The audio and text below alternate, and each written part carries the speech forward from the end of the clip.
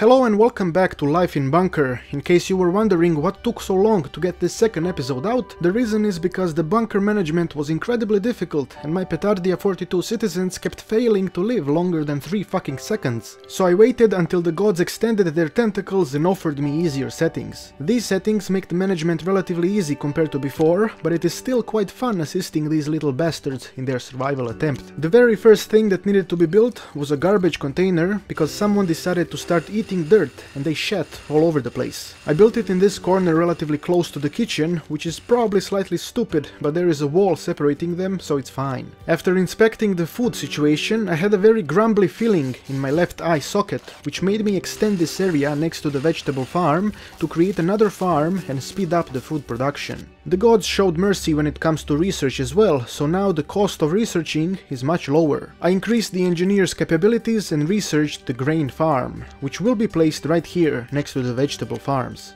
I sensed problems when it comes to oxygen, because there's a lot of mouth breathers in this bunker, so I started expanding the area on the right beside the existing oxygen tanks. I researched the minor upgrade that prevents overheating by 10% and the bunk bed. Since I had more points, I also got the medical upgrade so the citizens can stop getting sick so much. While I was waiting for the room to get built, Olga here decided to go on the wrong side of the wall. I'm sorry Olga, you made a terrible mistake and you should have stayed on your home planet. Olga came from Ukraine, where she spent most of her days sukabletting her neighbors from her window for stealing her yableki. She was never a happy woman, and now she will suffer and die in this closed pit of doom. Goodbye Olga, you will not be missed. I built some oxygen tanks and continued expanding the base. The research points were coming really fast, so I researched a bunch of drills to speed up the expansion process. I also had bunk beds, so I replaced the normal ones with those. It saves a lot of space. As I was doing this, most people entered old age, which made them completely useless and very smelly. This period killed me every single time I tried to expand my bunker, because stupid bastards can't take care of themselves properly. Luckily, the blessings of the Petardian gods reached my bunker, which allowed me to survive through the transition this time. Olga is still dying though. I had to be very careful not to mess up the work priority for my existing residents, but then an epidemic broke out. This isn't usually a big deal since the medical facility fixes them very quickly, but in my case I failed to realize that I was running out of power, and out of all buildings the Almighty decided to cut off that exact building. I didn't pay attention to it though, I figured most of these people are old and should die anyway. Not Olga though. She is still kicking.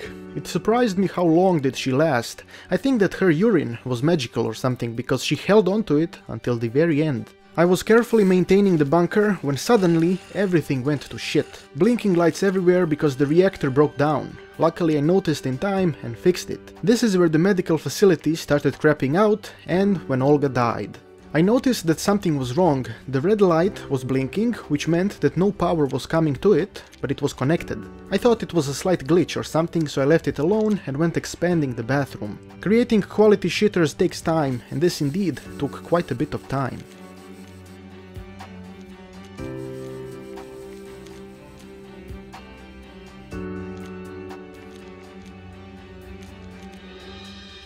Quick inspection of the people showed that everyone was alright, so I continued expanding on the other side as well. Not only that, but I had a shit ton of research points, which allowed me to upgrade pretty much everything, better waste control and improved healthcare. The medical building was still not functioning, and I finally realized that I needed a second damn reactor. First, I built a concrete floor. Once the concrete floor was built, for some reason I thought that the reactor was meant for a metal floor. So I deleted the concrete floor and placed the metal floor. Then I noticed how the concrete floor is indeed the one I need.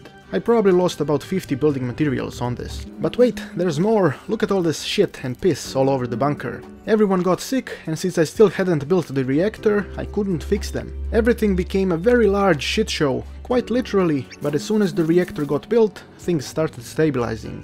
The first transition went better than expected, considering that my expectations were death and suffering. The Petardia 42 bunker is growing, and its citizens are praying to the gods to make the surface habitable so they can see the light of day. 16 days have passed, and they experienced life, death, starvation, sickness, and very bad breath. In the next episode, I shall lead the people further underground, and they will build and survive. Thanks for watching, and make sure to let me know, did Olga deserve to die?